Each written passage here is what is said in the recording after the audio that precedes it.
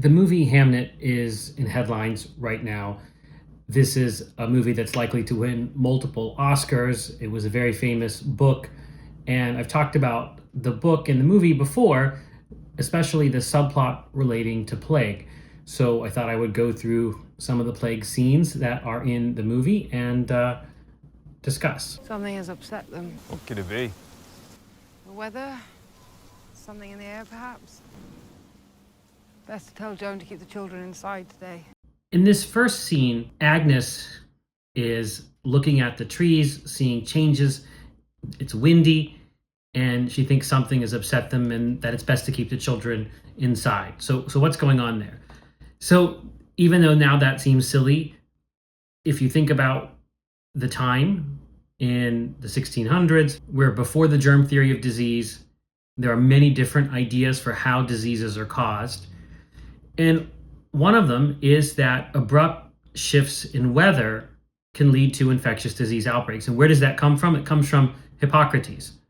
Hippocrates wrote books such as, or the Hippocratic Corpus, which includes other people other than Hippocrates, includes books like On Epidemics. And in these books, they talk about weather patterns and weather being conducive to certain diseases. And we know that there is some truth to that. Obviously, we have respiratory viral season, but shifts in weather were thought to be something that could bring about diseases, and that's what Agnes is referring to. And Agnes, especially, this is in the book a lot more, is someone that's interested in nature. She's kind of portrayed as a witch, so it's not surprising that she's looking at the weather for signs that might portend human disease coming and to keep the children inside.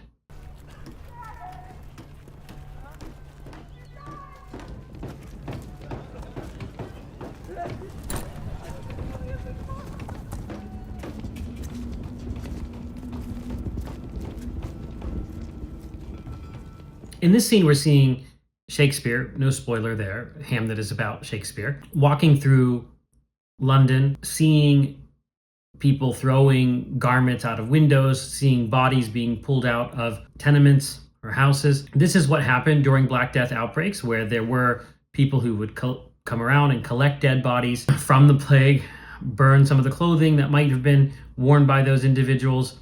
All of that's very common when you read historical accounts of the plague in medieval times.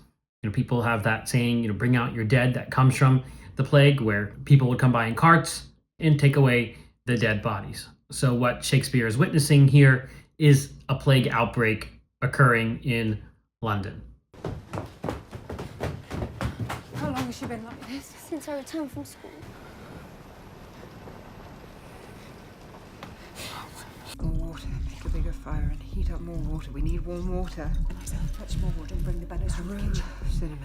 That's good for drawing. Now we're seeing plague in the form of a swollen lymph node in the neck of Judith Shakespeare. So one of the common symptoms of bubonic plague, and that's where the word bubonic comes from, it's from the word bubo, which is another word for swelling, was that the lymph nodes, the ones in your neck, in your groin, under your arms, could get characteristically swollen when someone had the plague. So what you're seeing now is Judith is sick, she's lethargic, not waking up, she's sweating, and now she has this telltale sign of the plague, which Hamnet is recognizing, wondering, could this have been the plague, or is this the plague? Because they know there's a plague outbreak going on and that this is a contagious disease. At this time, obviously, they don't understand how it's transmitted.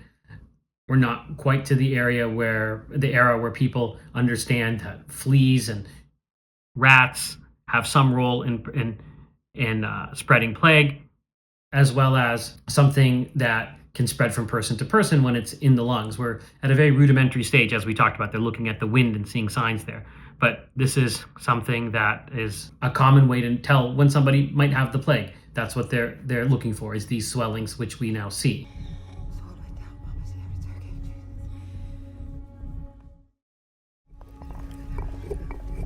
Agnes, you have done all that you can. Now we're seeing Agnes try various concoctions to try and counteract the effects of the plague. Obviously, we know that the treatment for the plague is antibiotics, but we are centuries away from the antibiotic era. So this is not something that is going to be effective, and oftentimes some of these things might cause harm, but that's what the standard of care was at that time, is to use various herbs and other types of substances to try to counteract it. And that's what you're seeing happen here, which again reflects the rudimentary state of medicine prior to the discovery of the germ theory of disease and long before the antibiotic era. It's watching us. I'll tell it to take us both. We'll go together. It'll make a mistake.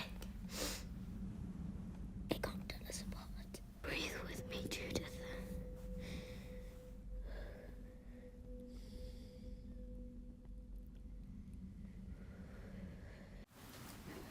I give you my life.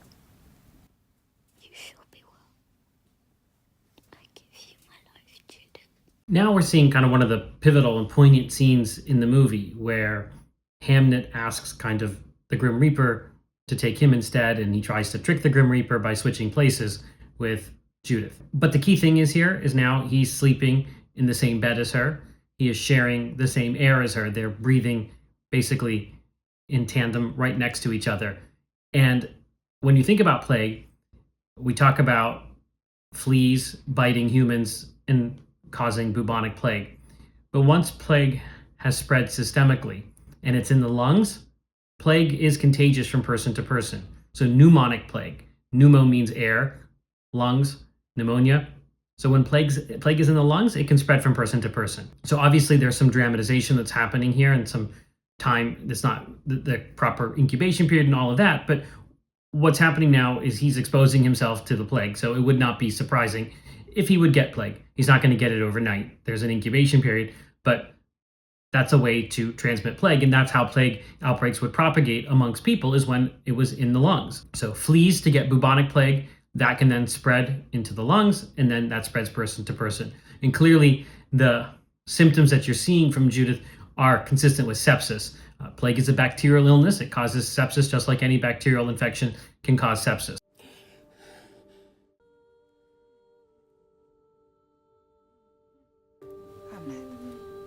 Hamnet, you're not supposed to be down here. I need to take you up to bed.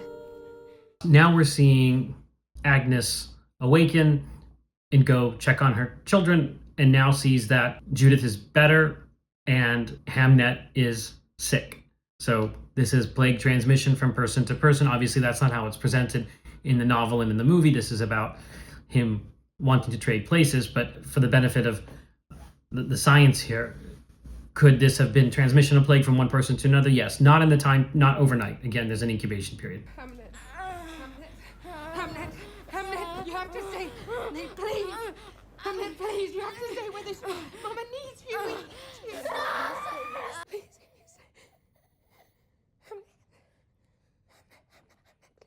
Now you're seeing Hamnet kind of in the throes of it. He is at least rigering, which means kind of having shaking chills, which can sometimes happen when you have a bacterial infection that is spreading systemically through your body. That's why we always ask patients, do you have any fevers or chills? That's what we're talking about. What you're seeing is rigering. It also could be seizures. Anytime someone, especially a child, has a rapid rise in temperature, that can trigger what are called febrile seizures. It's unclear what's going on there, whether this is rigors, seizures, both, but that's what looks like is happening at this time when Agnes is trying some of her various remedies, and he's clearly so lethargic that he's unable to even partake in taking these medicines, even though they're unlikely to help. He's unable to even basically participate in his own care. At this time, he is what we would call encephalopathic, meaning his brain function is somewhat disrupted from the fever, from the sepsis, from the seizures that he's having.